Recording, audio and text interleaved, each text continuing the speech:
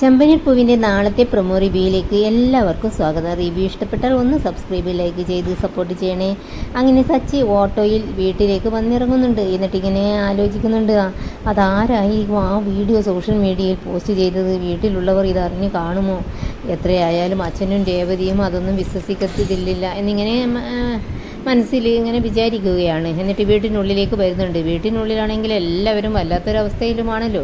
സച്ചിയെ കണ്ടതും ശ്രുതി പറയുന്നുണ്ട്, എടാ നീ ബാറിലിരുന്ന് മദ്യപിച്ച് കുടിച്ച് കാർ ഓടിക്കുന്ന വീഡിയോ ഒക്കെ ഞാനിവിടെ എല്ലാവർക്കും TV-യിൽ പ്ലേ ചെയ്ത് കാണിച്ചിട്ടുണ്ട്.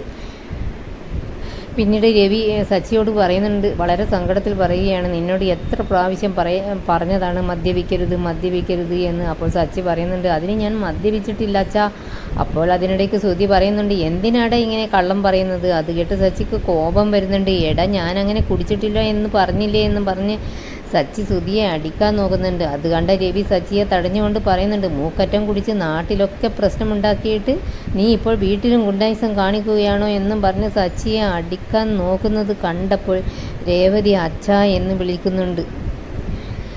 പിന്നെ സച്ചി രേവതിയോടും പറയുന്നുണ്ട്, രേവതി നീയെങ്കിലും എന്നെ ഒന്ന് വിശ്വസിക്ക്, ഞാൻ കുടിച്ചിട്ടില്ല എന്ന് പറയുമ്പോൾ രേവതിയും സച്ചിയുടെ കൈയൊക്കെ തട്ടിമാറ്റി ദേഷ്യത്തോടും സങ്കടത്തോടും കൂടി അവിടുന്ന് പോകുന്നുണ്ട്. ഇതൊക്കെയാണ് പ്രൊമോയിൽ കാണിക്കുന്നത്. പ്രൊമോ റിവ്യൂ ഇഷ്ടപ്പെട്ടെന്ന് വിശ്വസിക്കുന്നു. Thanks for watching.